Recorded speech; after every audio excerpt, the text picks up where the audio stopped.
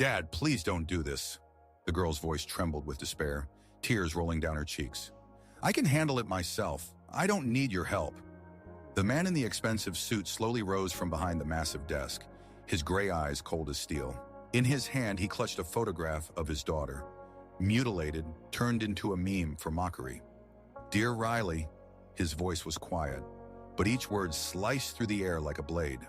"Sometimes the world leaves us with only one choice, and Brandon Cross has already made his." The phone on the desk rang. One ring. That was all it took to change lives forever. "No!" the girl screamed, but it was already too late. The most interesting part is yet to come. Stay with us to find out how it all ended. In the meantime, like and subscribe to the channel so you don't miss out. 24 hours ago, St. Augustine's private school was the jewel of the Hamptons, a place where New York's elite sent their children to receive not just an education, but lifelong connections. Gothic red brick towers loomed over manicured lawns, and the annual tuition exceeded the incomes of most American families. But behind the facade of prestige and tradition lay a brutal world of teenage hierarchy, where parental status determined a child's place in the food chain. And at the very bottom of this chain was 16-year-old Riley Morgan, who had been there for 3 years. Riley did not fit into the glossy world of St. Augustine.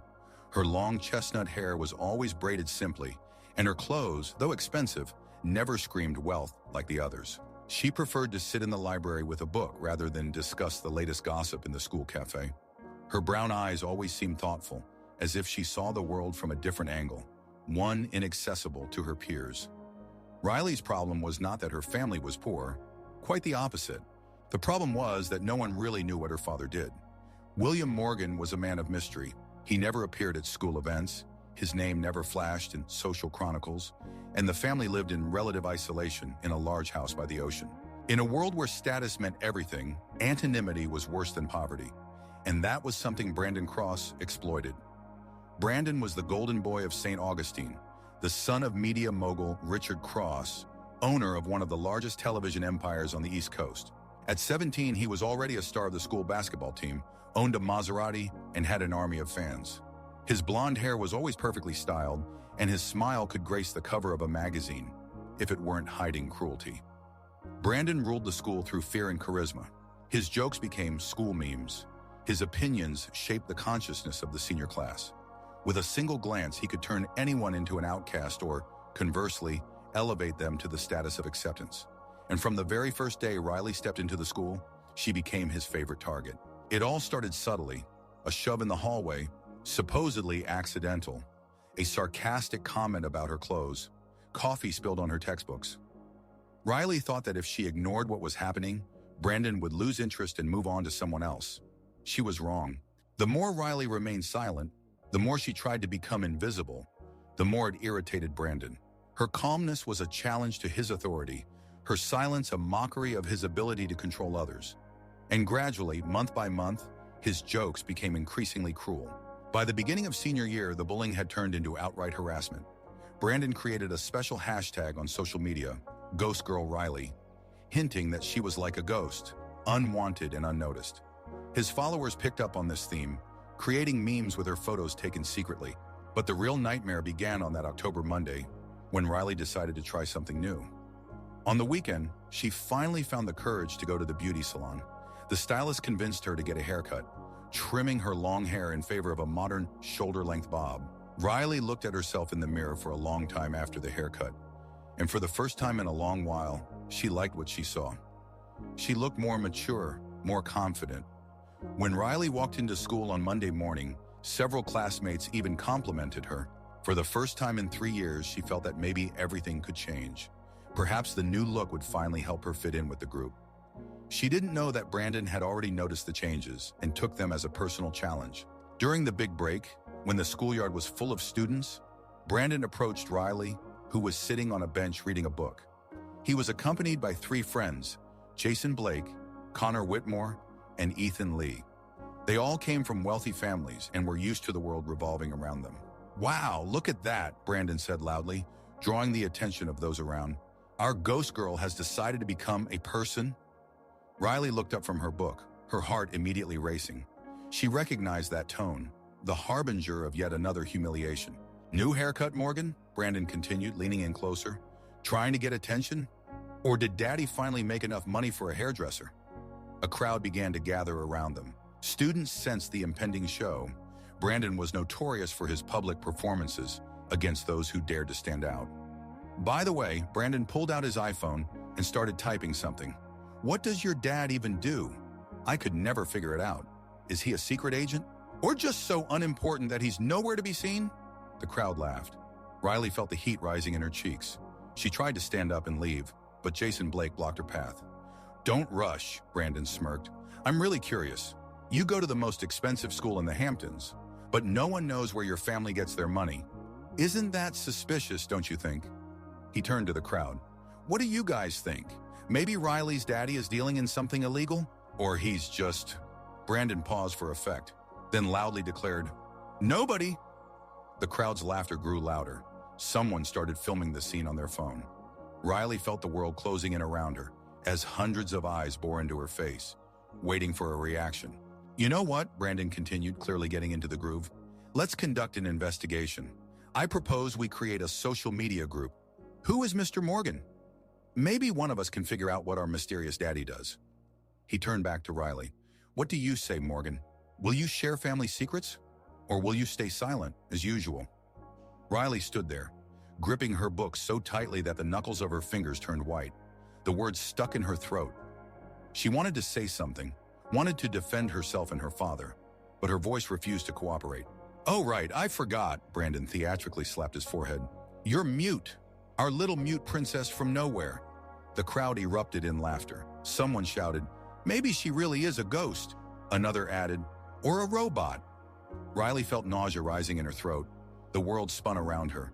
She pushed past Jason and ran across the schoolyard, to the sounds of laughter and whistles from the crowd. She reached an empty classroom and locked herself in, pressing her back against the door. Only then did she allow herself to cry, silently as she had all those years. But the worst was yet to come. An hour after the incident in the yard, Riley discovered that the video of their conversation had already garnered over 1,000 views on Instagram. Someone from the students posted it with the caption, When you try to figure out if your dad is a CIA agent or just a loser. The comments under the video were harsh. Poor girl, she probably doesn't even know who her dad is. Maybe he's in prison, or in witness protection. Or maybe he's just dead and she doesn't want to talk about it. But the real blow came in the evening. Brandon didn't stop with the daytime incident. He created a fake Instagram profile under the name The Mysterious Mr. Morgan and began posting revelations about his criminal activities. The posts were written with mocking humor but looked convincing enough to mislead those who didn't know the truth. Hey kids, it's your friendly Daddy Morgan.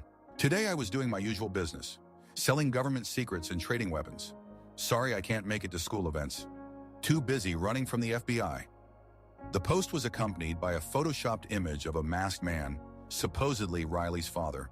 Within a few hours, the fake account gained over 500 followers, most of whom were school students and their friends. The comments were filled with laughing emojis and mocking replies. Riley sat in her room, scrolling through the endless feed of ridicule, and for the first time in 3 years, she felt she couldn't take it anymore. Tears streamed down her cheeks in a continuous flow, and a black hole of despair grew in her chest. She didn't hear her father come up the stairs. She didn't hear him quietly knock on the door.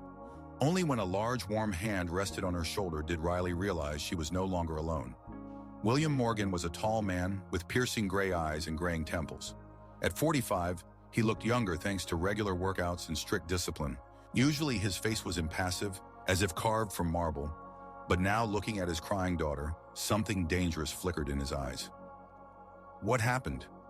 His voice was quiet, but it carried a steel strength. Riley tried to wipe her tears and pretend everything was fine, as she had done all these years. But this time, she ran out of strength. Dad, she whispered, I can't take it anymore. And she told him everything. About the years of bullying, the daily humiliations, how Brandon had turned her life into hell. About how today he publicly humiliated her again and now created a fake account, ridiculing their family. William listened silently, his face growing more stony with each word from his daughter. When Riley finished her story, he took her phone and studied the malicious comments and fake posts for several minutes. Show me this boy, he finally said. Riley opened Brandon's profile on Instagram. Photos of a lavish lifestyle, expensive cars, exotic vacations. In the latest photo, Brandon posed with his father in front of the family yacht. The caption read, "How nice to be the son of a media mogul. Blessed life, shock your rich kid, shock the king of the world." William studied the photo for a long time, memorizing every detail of the boy's face. Then he silently returned the phone to his daughter. "Riley," he said, his voice calm but resonating with unwavering determination. "Some people only understand the language of strength, and it seems it's time to teach this boy a lesson." "Dad, no!" Riley was frightened. "Please, don't do anything. It will only make things worse." William looked at his daughter with a tenderness that no one but her had ever seen. He gently brushed a strand of hair from her face. "Sweetheart, you think you can endure this, that if you are quiet and invisible enough, they will leave you alone. But predators don't stop until they meet a stronger predator." He stood up and headed for the door, but turned back at the threshold. "Your mother was just as kind and patient as you. And do you know what happened to her? The world ate her alive. I won't let the same happen to you." After her father left, Riley sat in the darkness of her room for a long time, feeling that something fundamental had changed in their home. The air was thick with tension, as if before a storm. She didn't know that below, in his office, William Morgan was already picking up the phone. She didn't know that in 15 minutes he would be having a conversation that would change Brandon Cross's life forever. And she didn't know that her father had hidden the truth about who he really was from her all her life. William Morgan was not an ordinary businessman. He was someone much more powerful and dangerous. And Brandon Cross was about to find this out. 23 hours ago, William Morgan's office was located in the basement of their home and resembled a command center more than a typical workspace. The walls were lined with monitors displaying news channels, stock market updates, and various streams of information. A massive oak desk was cluttered with documents, and behind it stood a chair where William spent most of his time managing an empire known only to a select few. William Morgan was not just a wealthy man. He was one of the most influential shadow players on the East Coast, a man who never appeared on Forbes lists, but whose word could alter the fates of corporations and political careers. He was what people in elite circles referred to as a problem solver, someone who was called upon when legal means of resolving conflicts had been exhausted. His clients included senators and CEOs, judges and media moguls. When a powerful person faced a problem that couldn't be solved with money or connections, they called William Morgan. And the problem disappeared quietly, cleanly, without a trace. William made a living by knowing people's secrets. He had dossiers on half of New York's political elite, compromising material on the biggest businessmen, information about scandals that could destroy empires. But he never used this knowledge for blackmail or personal gain. He was a professional who valued his reputation more than money. That was why he lived in relative isolation with his daughter. His world was filled with dangers, and the less people knew about his family, the safer it was for Riley. He thought he could protect her by shielding her from his activities, but now he realized he had made a mistake. By giving his daughter a normal childhood, he hadn't prepared her for the cruelty of the world, and now some spoiled kid thought he could torment his family with impunity. William opened one of his computers and began gathering information about the Cross family. What he discovered made him smile coldly. Richard Cross, Brandon's father, was indeed a media mogul. His empire included 3 television channels, 2 radio stations, and several print publications. On paper, he was a successful businessman with an impeccable reputation. But William had other sources of information. Over the years of working as a problem solver, he had built an extensive network of contacts in various fields. Bankers who could provide financial information for a fee, private investigators, investigative journalists, even some law enforcement officers. Richard Cross was a public figure, which made him vulnerable. William knew that any influential media mogul had skeletons in their closet. It was just a matter of knowing where to look. His first call was to Marcus Vale, a private investigator he had been working with for over 10 years. "Marcus, I need everything on Richard Cross. Finances, connections, scandals. You have 48 hours. Cross from the media empire? He's a big fish, William. This won't come cheap. Money is not a problem, time is." His second call was to Sarah Mitchell, an investigative journalist who owed him a favor for helping her obtain information for her past investigation. "Sarah, remember our agreement? I need all unpublished materials on Richard Cross. Everything you have in your archives." The third call was to a bank employee who, for a good fee, sometimes provided consultations on financial operations for individuals of interest to William. By morning, he had a complete picture. What he discovered made him smile coldly. Richard Cross was indeed not just a media magnate. Marcus found evidence of his connections to dubious advertising schemes. Sarah provided recordings of conversations about bribing local officials for broadcasting licenses, and the banking contact uncovered suspicious transfers through offshore accounts. But the most interesting thing was something else. 3 years ago, one of Cross's television channels aired a story about a young politician accusing him of corruption. The story was based on fabricated documents but garnered high ratings. The politician, unable to withstand the harassment, committed suicide, and Cross had known about the falsity of the accusations from the very beginning. William leaned back in his chair, contemplating the situation. He had enough material in hand to dismantle Richard Cross's empire and send him to prison for 20 years. But he was a professional and did not like to use a sledgehammer where a scalpel would suffice. He picked up the phone and dialed the number. "Richard Cross," a confident voice answered after the second ring. "Mr. Cross, my name is William Morgan. I think we should talk." A pause. William heard the rapid breathing on the other end of the line. I don't know anyone by that name," Cross finally said, but there was already uncertainty in his voice. "Of course you do," William replied calmly. 3 years ago, when you had problems with competitors trying to buy your channel in Boston, you reached out to me through mutual acquaintances. I helped resolve that issue." A new pause, longer this time. "What do you want?" Cross's voice had become cautious. "To meet. Tomorrow at 8 in the morning. Montauk Restaurant on Main Street. Come alone." "And what if I refuse?" William smiled, although Cross could not see it. "Then tomorrow evening, CNN will receive some very interesting documents regarding your financial operations over the past 5 years. And the FBI will get recordings of your conversations with Judge McNamara concerning the Harrison case." The silence on the line was so deep that William wondered if the connection had dropped. "I'll be there," Cross finally whispered. "Excellent. And Mr. Cross, it would be good if your son stopped bothering my daughter. Immediately." William hung up without waiting for a response. He knew that Richard Cross would spend a sleepless night trying to figure out how much this mysterious man knew and what he intended to do with that information. 18 hours ago, Richard Cross had not slept all night. He sat in his home office trying to recall all the details of the deal from 3 years ago and estimate what exactly William Morgan might know. The name sounded familiar, but he couldn't quite remember the context of their acquaintance. By morning, he had made a decision. He was an influential man with an army of lawyers and connections in law enforcement. Whatever compromising material this Morgan had, Richard would find a way to neutralize it. He would not allow some shadowy figure to blackmail him over his son's school antics. The Montauk Restaurant was a quiet breakfast spot favored by the local elite. At 8 in the morning, there were few patrons, several businessmen engaged in morning negotiations, and a couple of elderly spouses at a corner table. Richard arrived 15 minutes early, chose a table with a good view, and ordered coffee. He was dressed in his best Armani suit, his hair perfectly styled, and white gold cufflinks gleamed on his cuffs. He wanted to show that he was dealing with a serious person, not a petty blackmailer. At 8 o'clock, a man entered the restaurant, and Richard immediately recognized him as William Morgan. Tall, with graying temples and a simple yet expensive gray suit, he moved with the confidence of a man accustomed to controlling the situation, and his gray eyes methodically scanned the room, assessing potential threats and escape routes. William approached the table and sat down opposite Richard, not extending his hand for a handshake. "Mr. Cross," he nodded. "Thank you for coming." "Let's get straight to the point," Richard said tensely. "What do you want? Money?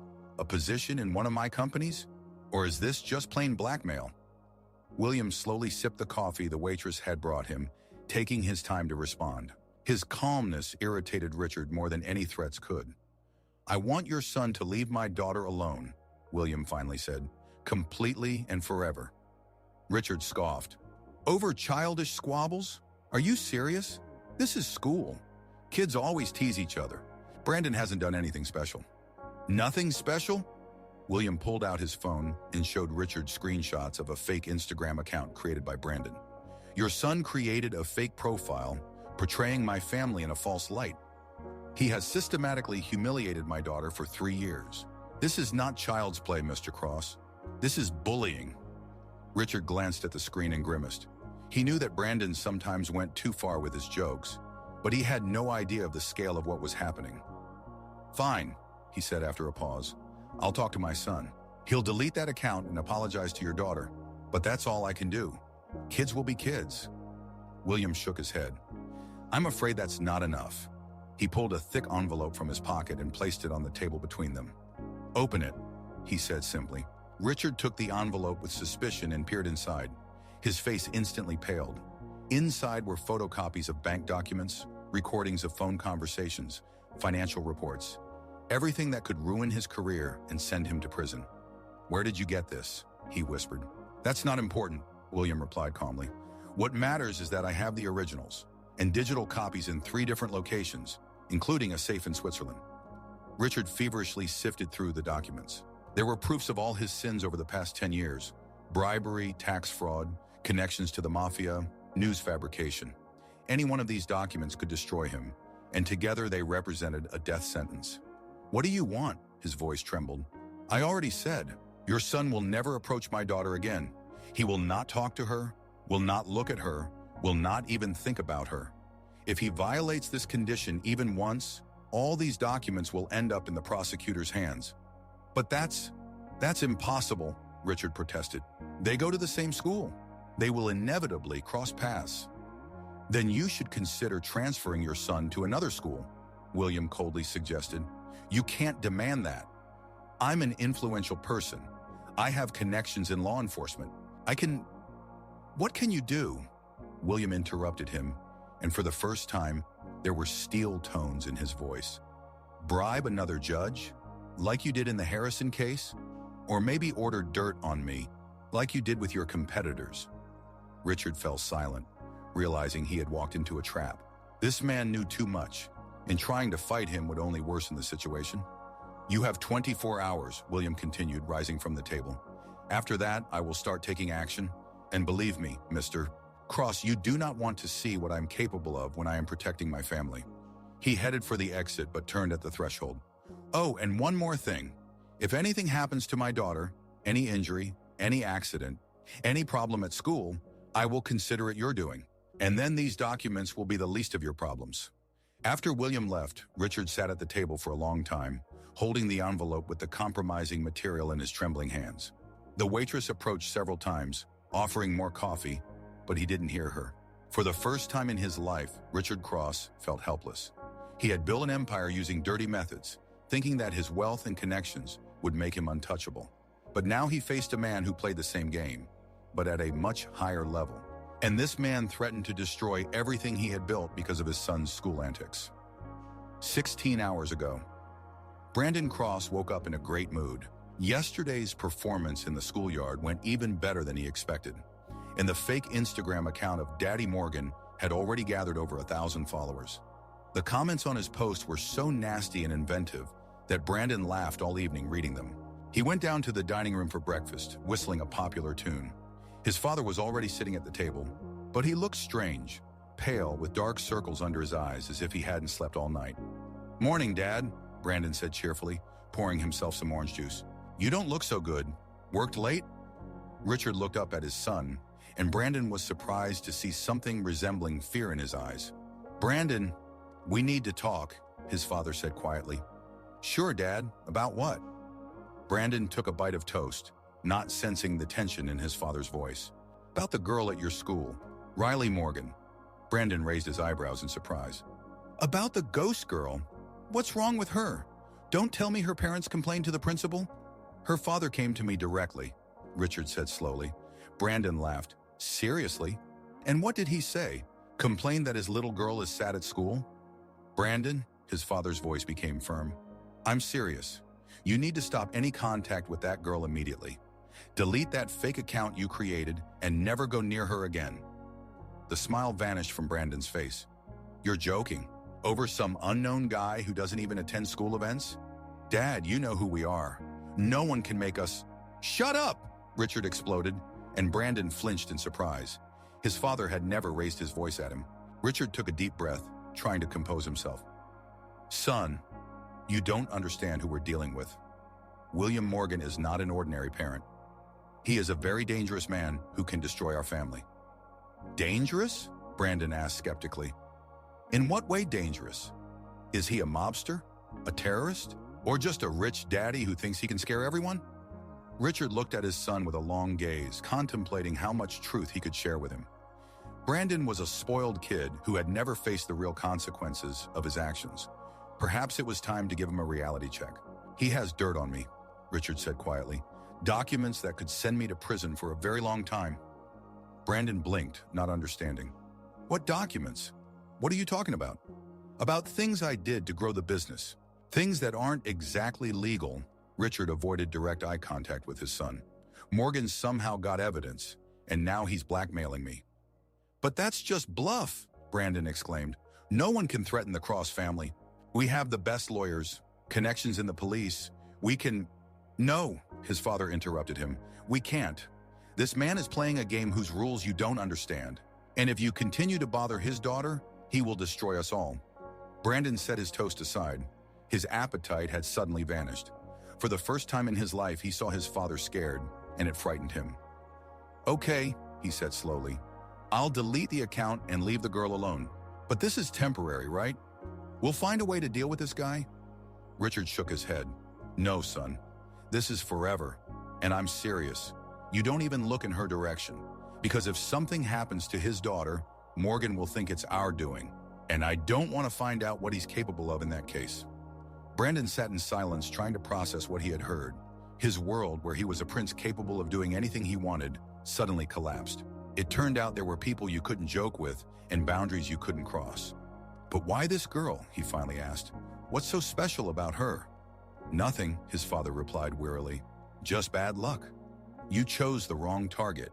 14 hours ago, at St. Augustine's School, Wednesday began unusually. The first thing the students noticed was the disappearance of the fake Instagram account, the mysterious Mr. Morgan. The account simply vanished, as if it had never existed, leaving behind only screenshots on the phones of those who managed to capture them. The second change was even stranger. Brandon Cross, who usually arrived at school in his red Maserati with loud music, showed up today in a regular black sedan with a driver. He looked pensive and did not respond to his friends' greetings in the courtyard. Riley noticed the changes but did not pay them much attention. She thought Brandon was just preparing a new cruel prank, more sophisticated than the previous ones. So when she saw him walking towards her during the big break, she braced herself for another humiliation. But instead of the usual crowd of onlookers and mocking comments, Brandon approached her alone. His usual confident smile was absent, and his eyes avoided direct contact. "Morgan," he said quietly, glancing around as if checking whether anyone was overhearing their conversation. Riley looked up from her book, expecting a trick. Brandon was clearly struggling to find the words, which was completely unlike him. "I deleted that account, and I won't, well, you know." Riley blinked, not understanding what was happening. "What?" "I won't bother you anymore," Brandon blurted out quickly. "Just, let's forget everything that happened, okay?" He turned and walked away quickly, leaving Riley in complete bewilderment. It was so unexpected that she sat there for several minutes, trying to comprehend what had just happened. But the strangest part was yet to come. Throughout the day, Brandon acted as if Riley didn't exist at all. When their paths crossed in the hallway, he would turn away or study something on his phone. When she passed by his table in the cafeteria, he suddenly became engrossed in conversation with his friends. This change did not go unnoticed by the other students. Jason Blake, Brandon's best friend, even asked during lunch, "Hey Brandy, what's up with you today? You're acting kinda weird. And where's that Ghost Girl folder account? It was fun." Brandon shrugged, not lifting his eyes from his plate. "Got tired of it. Deleted it." "Seriously?" Connor Whitmore was surprised. "I thought you enjoyed those games with Morgan. What changed?" "Nothing changed," Brandon replied sharply. "There are just more important things than teasing some losers." The friends exchanged glances, sensing that Brandon was hiding something, but they didn't dare to press him. Everyone knew he had mood swings, especially when there were problems with his father at home. Meanwhile, Riley was having one of the most peaceful days at school in the last 3 years. No one pushed her in the hallway, no one mocked her clothes, no one commented on her appearance. For the first time in a long while, she could focus on her studies without looking over her shoulder for the next humiliation. But the calm did not bring her relief. On the contrary, Riley felt a growing anxiety. She knew Brandon well enough to understand. He was not the type to just give up. His sudden change in behavior was too abrupt, too unnatural. After school, Riley walked home for a long time, pondering the day's events. What made Brandon change his tactics so drastically? Did the principal or the teachers finally intervene? But then why hadn't anyone told her about it? Or maybe her father had done something after all, despite her pleas not to interfere. That thought made her quicken her pace. At home, she went straight to her father's office, but it was empty. William appeared only at dinner, looking as usual, calm and unflappable. "How was school?" he asked at dinner, cutting his steak. "Good," Riley replied cautiously. "Very good, actually. Brandon, he no longer bothers me." "Wonderful," William nodded, as if there was nothing unusual about it. "Dad," Riley set down her fork, "did you do something?" William looked up at her. "What do you mean?" "I mean, Brandon. His behavior today was strange. He suddenly apologized and said he wouldn't bother me anymore. That's not like him at all. Maybe he just grew up," William suggested. "Or he realized his behavior was unacceptable." Riley shook her head. "No, people like Brandon don't change just like that." Something scared him, really scared him. William continued eating, not responding to his daughter's suspicious gaze. "Dad, please tell me the truth. What did you do?" William slowly set down his knife and fork, took a napkin, and wiped his mouth. Then he looked at his daughter with a long, thoughtful gaze. "Riley, there are things in this world that are better left unknown. There are ways to solve problems that work, but that can scare good people like you." "Did you threaten him?" Riley asked directly. "I spoke with his father," William replied evasively, "and explained the situation from an adult's perspective." "That's not an answer to my question." William sighed. "Sweetheart, sometimes the only language predators understand is the language of strength. I just made sure the Cross family understood the seriousness of the situation." Riley felt something cold stir in her chest. "Dad, what exactly did you tell them?" "Enough for them to understand that hurting my family is a bad idea." Riley pushed her plate away, losing her appetite. "You scared them. You scared a 17-year-old boy." "I protected my daughter," William said firmly. "You suffered in silence for 3 years, thinking you could wait it out. But predators don't stop on their own. They need to be stopped." "But not like that," Riley exclaimed. "Not through fear and threats. Now Brandon is afraid to even look in my direction. He walks around like a beaten dog." "This isn't a solution, Dad. It's the only thing that works," William interrupted her. "Do you think the problem could have been solved with kindness and understanding? What if you had asked Brandon to stop tormenting you? Would he have listened?" Riley was silent, realizing her father was right, but still feeling nauseated by the methods he used. "Sweetheart," William's voice softened, "I know you're a good person. That's why I don't want the world to break you. Your mother was just as kind, and look what happened to her." Riley looked up. "What happened to Mom?" William fell silent, realizing he had said too much. The topic of Riley's mother had always been taboo in their home. William only said that she died when Riley was little, but never went into details. "Dad," Riley insisted, "what happened to Mom?" "Not now," William said quietly. "That's a story for another time." He stood up from the table and headed for the door, but Riley called out to him, "Dad, do you promise you won't harm Brandon or his family?" William turned around. "As long as they don't harm you, they have nothing to fear." After he left, Riley sat at the table, for a long time reflecting on what had happened. She got what she had dreamed of for years, freedom from Brandon's bullying, but the price of that freedom turned out to be higher than she could have imagined. For the first time in her life, she began to understand that her father was not just a loving parent protecting his daughter, he was someone much darker and more dangerous. And now this man was using his power in her name. 8 hours ago, the next day at school, the atmosphere was even more tense. The news that Brandon Cross had suddenly stopped his games with Riley Morgan spread quickly among the students. Whispers filled the hallways. Theories were formed and speculations were made. "I heard Riley's parents finally complained to the principal," Madison Hart whispered to her friend at the lockers. "No, I think Brandon just got bored," Emily Chen countered. "He always quickly loses interest in his victims." "Or maybe he fell in love with her," Grace Collins giggled. "Remember how in 5th grade Tommy Roberts used to pull Sarah Mitchell's hair? And then it turned out he had a crush on her?" But those who knew Brandon better understood that it wasn't about losing interest or sudden infatuation. His behavior was too abrupt, too tense.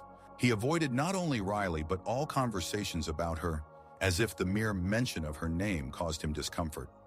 Jason Blake, Connor Whitmore, and Ethan Lee, Brandon's closest friends, gathered during lunch to discuss their leader's strange behavior. "Something's wrong," Jason said, lowering his voice. "Brandy is acting like a paranoid. Did you see how he reacted when Morgan walked into the cafeteria today? He literally turned away and started studying his phone. And when Madison asked him about that account, he nearly exploded," Connor added. "He told her to shut up and mind her own business." Ethan shook his head. "It feels like someone is intimidating him. But who? Who could scare Brandon Cross?" "Maybe his dad," Jason suggested. "Perhaps Richard Cross found out what his son was doing and made him stop." "But why?" Connor didn't understand. "Mr. Cross has always supported Brandon in everything. Remember how last year he threatened to sue the coach who benched Brandy?" Meanwhile, the subject of their discussion sat at a nearby table, trying to focus on his food, but constantly catching himself glancing around, checking where Riley was. Not because he planned to approach her. On the contrary, he wanted to make sure he kept a safe distance from her. The conversation with his father the day before had turned Brandon's world upside down. For the first time in his life, he faced the real consequences of his actions, and it scared him. He had spent a sleepless night pondering who Riley's father might be and what had made his own father, one of the most influential people in Hamptons, so frightened. Brandon tried to find information about William Morgan online, but the search results were scant. A few mentions in business news, a couple of photos from charity events, and that was it. For someone capable of intimidating Richard Cross, that was suspiciously little. "Hey, Brandy," Jason nudged him with his elbow. "We're talking about something, and you're daydreaming. What's going on with you?" Brandon jolted, returning to reality. "What?" "Oh, sorry, I was thinking about tomorrow's match." "What match?" Ethan was surprised. "Tomorrow's Thursday. We don't have any games until Saturday." Brandon realized he had been caught in a lie, which upset him even more. He used to be a master of improvisation, able to talk his way out of any situation with charisma and wit. But now he felt insecure, as if the ground was slipping from beneath his feet. "I meant practice," he quickly corrected himself. "The coach said if we don't improve our defense, he'll bench someone." His friends nodded, but Brandon saw doubt in their eyes. They knew him too well to believe these awkward excuses. At that moment, Riley walked through the cafeteria with a tray in her hands. She wasn't looking in Brandon's direction, but he still tensed up as if expecting a blow. His friends noticed this reaction. "Brandy," Connor said quietly, "what's going on between you and Morgan? Why are you reacting to her like that?" "I'm not reacting to anything," Brandon snapped. "I just don't see the point in wasting time on that loser." "But you used to like her," Jason insisted. "You said her reactions were funny, that it was interesting to watch her try to become invisible." "Well, I'm just over it," Brandon said sharply, drawing the attention of students at nearby tables.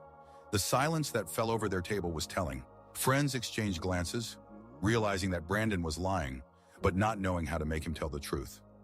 Finally, Ethan decided to ask a direct question. "Brandy, has someone threatened you?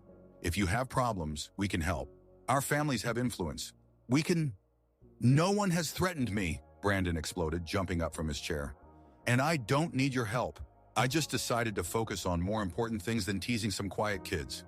He grabbed his backpack and ran out of the cafeteria, leaving his friends bewildered. In the hallway, Brandon leaned against the wall, breathing heavily. The lie was becoming harder to maintain, and the fear he felt at every mention of Riley only intensified.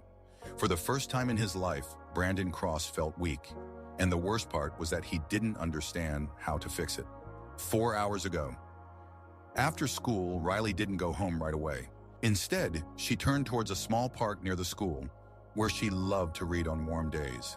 She needed time to think about what had happened over the last 2 days. Brandon's sudden change in behavior should have brought her relief. For the first time in 3 years, she could walk through school without looking over her shoulder, without expecting another humiliation. But instead of joy, she felt anxiety. The conversation with her father the day before had opened her eyes to many things. William Morgan was not just a loving parent. He was a man capable of scaring an influential family to the point that they made their son completely change his behavior overnight.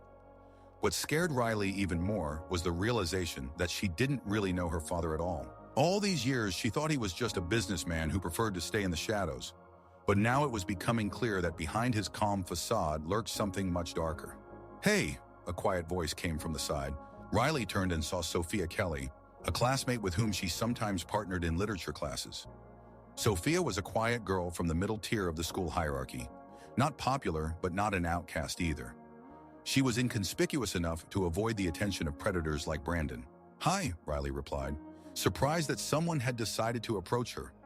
Sophia sat down on the bench next to her, clearly nervous. "Can I ask you something?" Riley nodded, expecting yet another question about what had happened with Brandon. Over the last 2 days, several classmates had approached her trying to find out the details. Are you okay?" Sophia asked, and the question surprised Riley with its sincerity. "What do you mean?" "Well," Sophia hesitated, "I know that Brandon and his friends have been tormenting you for a long time, and suddenly he just stopped. Everyone thinks that's good, but I feel like it bothers you." Riley looked at her classmate in surprise. Sophia was the first person to notice her inner turmoil. "Why do you care?" Riley asked cautiously. Sophia blushed. "Because I know what it's like to be a target. In middle school, I had problems with a group of girls. They tormented me for 2 years, and then suddenly they stopped. And you know what? It was almost worse than the bullying itself." "Why?" "Because I didn't understand why they stopped. I was constantly waiting for a catch, thinking they were planning something terrible. And also because..." Sophia paused, choosing her words. "Because part of me got used to their attention. Even the negative kind. Without it, I felt empty." Riley pondered Sophia's words. Was there a grain of truth in them? Had she gotten so used to the role of the victim that its absence scared her? "What made them stop?" Riley asked. "One of them transferred to another school, and the others just lost interest." Sophia shrugged. "But your situation is different. Brandon is not the type to just lose interest. Something stopped him." Riley remained silent, unsure of how much to share. "Riley," Sophia said gently, "if you need to talk to someone, I know we don't know each other very well, but sometimes it's easier to open up to someone who isn't involved in the situation." For the first time in a long while, Riley felt the temptation to confide in someone. Years of isolation had taught her to keep everything inside, but the burden was becoming too heavy. "My father intervened," she finally said. "He talked to Brandon's father." "And what?" "I don't know exactly, but I think he scared him." Sophia frowned. "Scared Richard Cross? But he's one of the most powerful people in town. What could scare him?" "I don't know," Riley said sadly. "And that scares me. It turns out my father is capable of things I never even suspected." "But isn't that a good thing?" Sophia asked. "Finally, someone protected you." "Yes, but at what cost?" Riley looked at the sunset sky. "Brandon now walks around like a beaten dog. He's afraid to even look in my direction. This isn't justice, Sophia. It's intimidation." "And what was just about what he did to you for 3 years?" Sophia pointed out reasonably. Riley had no answer. Sophia was right. Brandon deserved the consequences of his actions. But the method her father used felt wrong to her. "You know what scares me the most," Riley said quietly. "That I finally got the freedom I've dreamed of for years. But it feels stolen, undeserved." "Why undeserved?" "Because I didn't do anything for it. I didn't stand up for myself. I didn't fight back. I didn't find my own way to deal with the problem. My father solved it for me, using methods I don't approve of," Sophia pondered. "But maybe it's not about how the problem was solved, but about what you do with it moving forward. You have a chance to start over. Take it." Those words made Riley look at the situation from a different angle. Maybe Sophia was right. Maybe it was worth focusing not on how freedom was obtained, but on how to use it. "Thank you," Riley said, genuinely smiling for the first time in a long while. "For listening?" "Anytime," Sophia smiled back. "And Riley, if you want to have lunch together tomorrow, I'd be happy." After Sophia left, Riley sat in the park for a long time, reflecting on their conversation. For the first time in years, someone had offered her friendship without expecting anything in return. And that feeling was remarkably warm. But the joy of new friendship couldn't completely drown out the anxiety about what her father had done and who he really was. And when Riley finally went home, she was determined to find out the truth, no matter how terrifying it might be. 2 hours ago, the Morgan home greeted Riley with its usual silence. William had not yet returned from his mysterious business meetings, and Riley had the opportunity to do what she had been thinking about all day, try to uncover the truth about her father. She went up to her room, turned on her computer, and began her search. William Morgan plus Hamptons yielded sparse results. Some mentions in society columns, a photo from a charity auction, a brief biography in an elite golf club catalog. Riley tried various combinations of words, adding business, company, investments. The results were just as uninformative. For a man living in a mansion worth several $1,000,000, William Morgan left surprisingly few digital footprints. This alone was suspicious. In an age where every sneeze made it onto the internet, a complete lack of information seemed unnatural. Riley recalled her father's words about her mother being too good for this world. Perhaps if she found information about her mother, it would shed light on the family's past. Elizabeth Morgan, plus death, plus obituary. The search yielded several pages of results, but none were suitable. Riley knew her mother had died 10 years ago when she was 6, but her father had never shared specific details. She tried her mother's maiden name, Sinclair, and then the search yielded something interesting. Elizabeth Sinclair, 32, found dead in her car. The headline of a news article from 10 years ago made Riley's heart stop. With trembling fingers, she opened the article. Elizabeth Sinclair Morgan, wife of businessman William Morgan, was found dead in her Mercedes-Benz near the Hampton Bays Marina on Tuesday morning.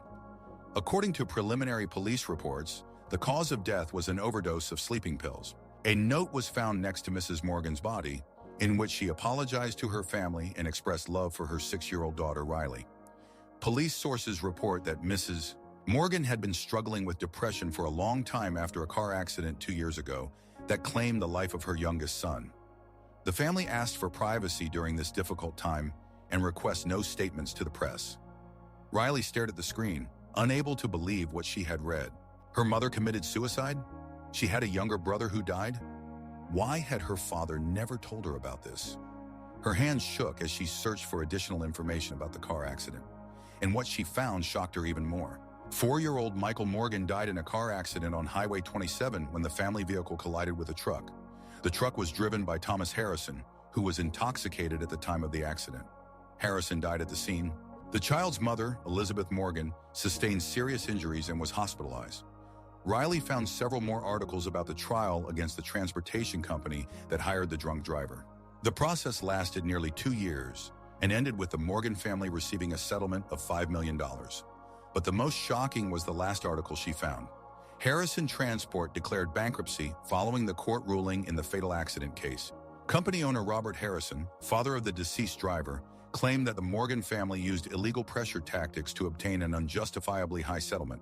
This was not justice, but revenge, Harrison said in an interview with a local newspaper.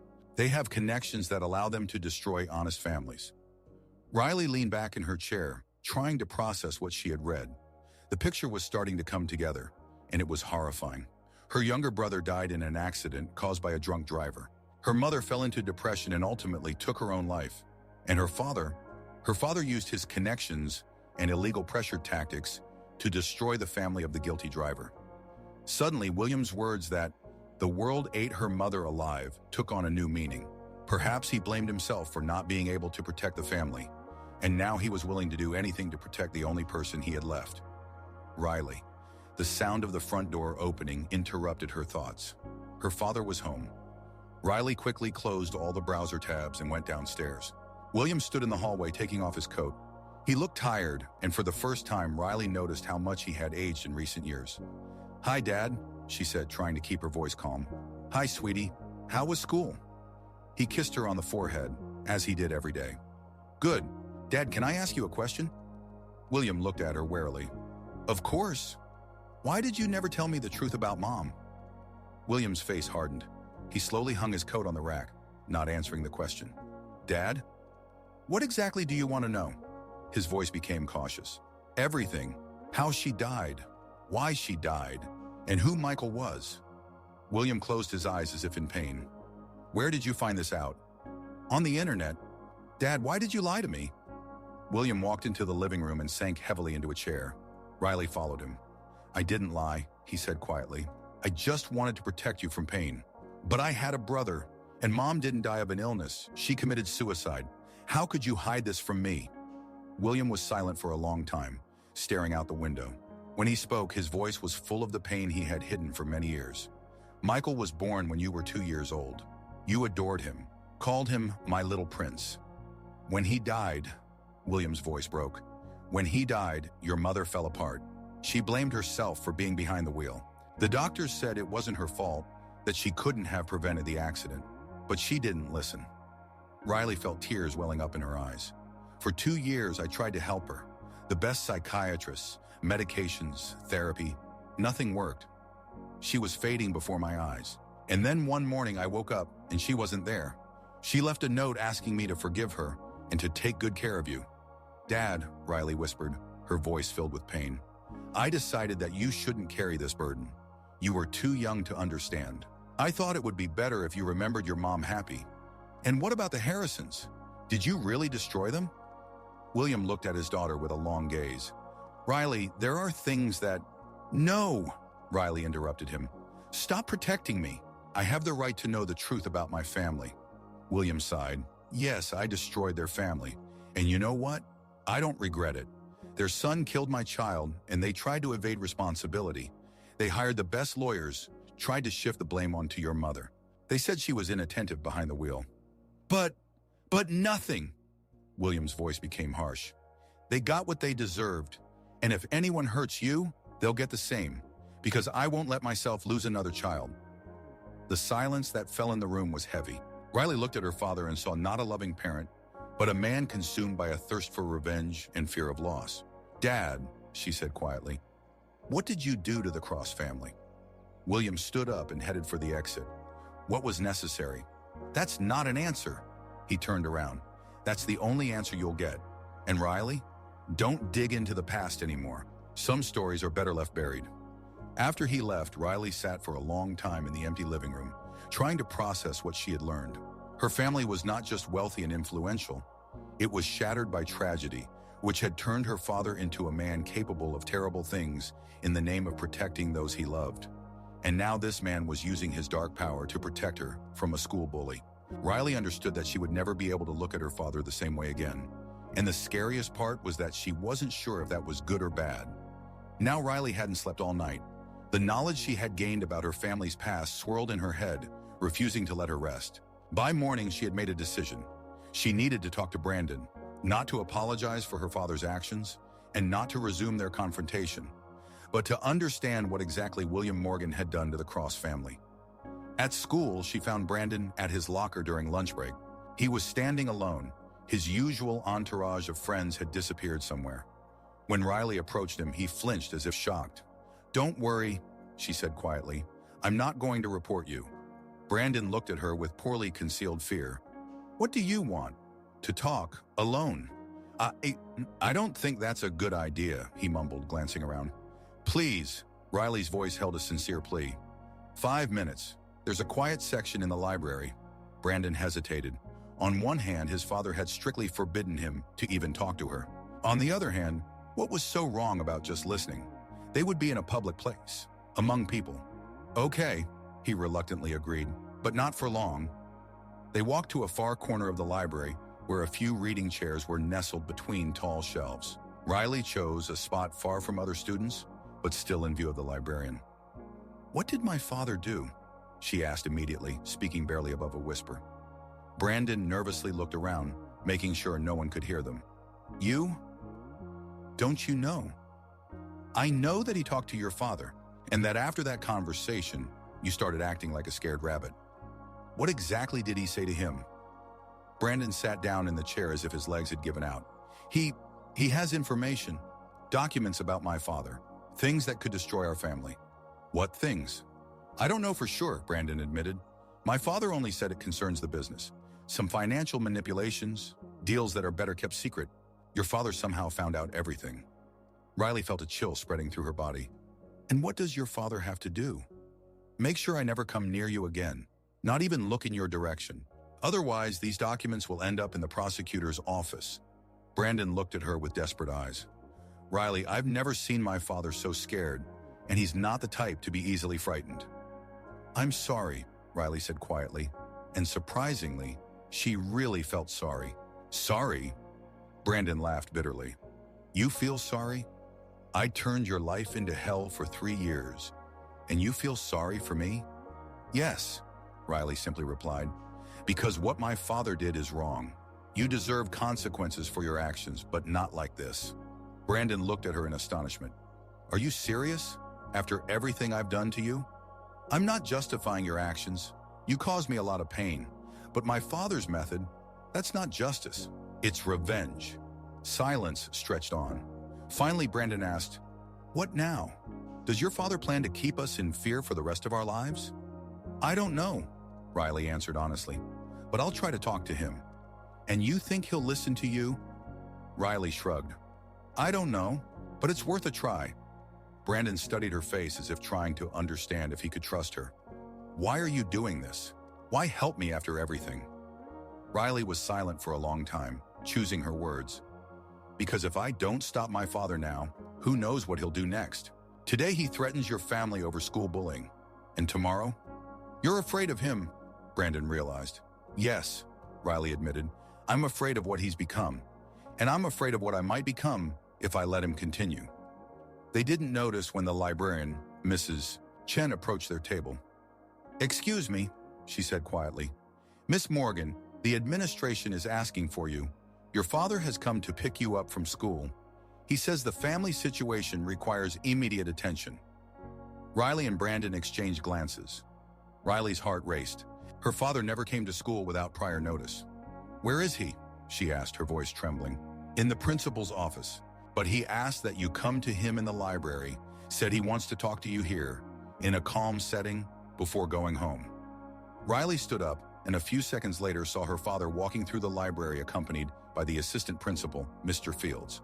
William's face was pale with rage, and his gray eyes burned with a cold fire. Thank you, Mr. Fields, William said to the assistant principal. I'll take my daughter home. We have a family situation. Mr. Fields nodded and stepped back toward the exit but remained nearby, watching the situation. Riley. William's voice was quiet but full of threat. Gather your things, we're leaving. Immediately. Brandon shrank back in the chair, trying to become invisible. Riley stood up, feeling her heart pounding wildly in her chest. Dad, why did you come to school? What happened? I called you 3 times. You didn't answer. William took a step closer, lowering his voice to a whisper. The app showed that you were still at school, even though classes ended half an hour ago. I got worried. Riley checked her phone and indeed saw 3 missed calls from her father. She hadn't heard them in silent mode. Then I called the school and asked them to check where you were. The secretary said she saw you in the library. And when I arrived and came in here, his voice grew increasingly tense. I saw my daughter sitting with a boy to whom I clearly made it known that he should keep his distance from her. Riley realized that her father had simply seen them with his own eyes upon entering the library. No surveillance cameras, just parental paranoia and a twist of fate. Riley was horrified to understand that her father had been watching her all this time. Dad, please, let's talk at home. No, we're talking now. William turned to Brandon. And you, boy, have you forgotten our agreement? Brandon trembled. She came up to me herself. I didn't... Shut up! William exploded, and Brandon shrank even further. Dad, stop! Riley exclaimed, stepping between her father and Brandon. He didn't do anything. Mrs. Chen, hearing the shouting, hurried over. Mr. Morgan, please, speak more quietly. This is a library. Sorry, William gritted through his teeth, but his voice remained tense. We're leaving now. Dad, stop! Riley cried out again, positioning herself between her father and Brandon. He didn't do anything. William looked at his daughter in astonishment. You're defending him after what he did to you? I'm defending what's right. Riley raised her voice to her father for the first time in her life, but immediately caught herself and lowered it to a whisper. What you're doing is wrong. We're leaving, right now, William hissed. We'll talk at home. No. Riley stood her ground, crossing her arms over her chest. I'm not going anywhere until we discuss this here. William grabbed his daughter by the arm. Riley, don't make me use force. Let go of me, she said quietly but firmly. Mrs. Chen nervously shifted from foot to foot. Perhaps you should move your family discussion to a more appropriate place? You're right, William agreed, but his grip on his daughter's arm only tightened. Riley, we're leaving. I said no. William pulled her toward the exit, but Riley resisted. At one point, he yanked her arm sharply and she lost her balance, hitting her shoulder against the edge of the shelf. Ouch! She cried out in pain. "Miss Morgan, are you okay?" the librarian asked anxiously. Everyone froze. William looked at his hand in horror, as if he couldn't believe what he had done. Riley rubbed her bruised shoulder, staring at her father with wide eyes. "Riley," he whispered. "Sweetheart, I'm sorry, I didn't mean to." "Don't come near me," she stepped back. "Don't you dare come near me." Mrs. Chen realized that the situation had spiraled out of control. "Mr. Morgan, I think you should leave the school, and Miss Morgan can stay here until she's ready to go home." "Daughter, please." "No." Riley hugged herself, still rubbing her sore shoulder. "You've become just like those you're trying to protect me from. You use force to control people. You intimidate and threaten. And now you're ready to use force against your own daughter." William tried to take a step toward her, but Riley recoiled even further. "I said, don't come near." Mrs. Chen understood that the situation was critical. "Mr. Morgan, I must ask you to leave the school premises immediately, and Miss Morgan can stay here as long as she needs." Brandon, who had been sitting pressed against the shelf the whole time, finally mustered the courage to stand up. "Mr. Morgan, please leave. You're scaring her." William looked at the boy in surprise. The one who had recently trembled in fear at the mention of his name was now defending his daughter. Riley looked at her father one last time. In his eyes, she saw despair, pain, and the understanding that he had crossed a line that should not have been crossed. "No," she quietly said in response to the librarian's question about whether she was okay. "I'm not okay." William slowly nodded to Mrs. Chen and headed for the exit, realizing that further attempts would only worsen the situation. In the library corridor, he stopped, seeing through the glass wall how Riley stood, hugging herself, while Brandon awkwardly tried to comfort her. William wanted to turn back, but he stopped, remembering her words. "Riley," he called out, loud enough for her to hear through the glass. She didn't turn around. I didn't mean to. You know I didn't mean to." "I know." Her voice was empty, though she spoke without looking back. "But you did it anyway." "Daughter, please, let's talk at home. I'll explain everything." Now she turned around and William was horrified to see that there was neither anger nor resentment on her face. There was something much worse. Disappointment. "Explain what?" "How you went from being a loving father to someone willing to use force against his own child. How you went from being the protector of the family to someone from whom the family needs protection." Each word hit like a hammer. William felt everything he had lived for over the past 10 years crumbling. "I did it for you." "No," Riley shook her head. "You did it for yourself, to feel the control you lost when Mom and Michael died. But you know what? You couldn't protect them, and now you can't protect me, because the biggest threat in my life is you." Those words broke William completely. He leaned against the wall, feeling tears rolling down his cheeks, the first in many years. "Riley, forgive me," he whispered. "Please forgive me." Riley approached the glass wall separating them and placed her palm against the glass. Her heart broke at the sight of her broken father. "I forgive you, Dad," she said quietly. "But forgiveness doesn't mean I can live with who you become." William looked at her with tear-filled eyes. "What should I do? How can I fix what I've done?" "Let me go," Riley simply said. "Stop trying to control my world. Let me deal with my problems, make my own mistakes, become strong on my own. What if it hurts you? Then it will hurt me, but it will be my pain, not your revenge for it." Students began to gather in the hallway, drawn by the unusual scene. Riley helped her father to his feet. "Go home, Dad. I need time to think." William nodded and slowly walked toward the exit. At the threshold, he turned back. "I love you, Riley, more than life." "I know," she replied, "and that's why it hurts so much." After her father left, Riley returned to the music class, where a stunned Brandon was still sitting. He looked at her with something resembling admiration. You stood up to your own father. For me." "Not for you," Riley said tiredly. "For what's right." Brandon slowly stood up. "Riley, I'm so sorry. For everything. For the past 3 years. For today. For you losing your father because of me." "I didn't lose him," Riley shook her head. "He lost himself long before he knew you existed. I just finally saw it." They stood in silence, two teenagers whose lives had changed forever in the last half hour. "What happens now?" Brandon asked. "I don't know," Riley answered honestly. "But I know one thing. No one will decide for us who we should be anymore. Neither my father nor yours nor anyone else. She headed for the door but paused on the threshold. And Brandon, next time you want to feel strong at someone else's expense, remember this day. Remember how quickly the strong can become weak and the victim can become strong. After Riley left, Brandon sat in the empty classroom for a long time, processing what had happened. For the first time in his life, he understood that true strength is not the ability to hurt others, but the ability to make tough decisions, even when they go against one's own interests. And a few miles away from the school, William Morgan sat in his office looking at a photo of his late wife and son. For the first time in 10 years, he allowed himself to mourn not only their deaths, but also the death of the person he once was. He took out his phone and began deleting files containing compromising information about the Cross family. It was the least he could do. Perhaps the only thing he could do to start the long journey back to humanity. A message from Riley flashed on the phone screen. "I love you, Dad, but I need time." William pressed the phone to his chest and cried. This time not from pain, but from hope. Perhaps it wasn't too late. Perhaps he could still regain the trust of the only person who meant something to him. Perhaps love could indeed conquer fear. That day at St. Augustine's School, something greater happened than just the resolution of a conflict between students. A meeting of two worlds occurred, the world where strength decides everything, and the world where being right is more important than strength. And for the first time in a long while, being right won. But the price of that victory was horrifying.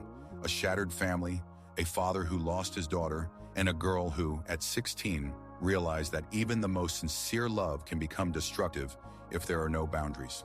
Riley Morgan walked home through the empty streets of the Hamptons, and for the first time in her life, she felt truly alone.